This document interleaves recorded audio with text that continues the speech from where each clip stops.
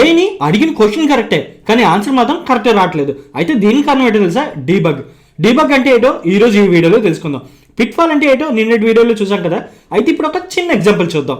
Explain diabetes అని prompt ఇచ్చాను. ఏ answer వస్తుంది కానీ నాకు కావాల్సింది మాత్రం రావట్లేదు. ఇక్కడ ఏ కన్ఫ్యూజ్ అయిందా లేక ఏ assume చేసుకుందా?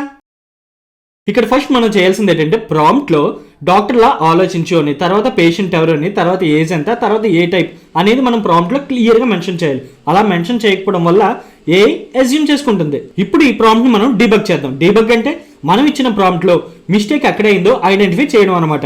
Act as a general physician. Explain type 2 diabetes for a 40+ years old patient.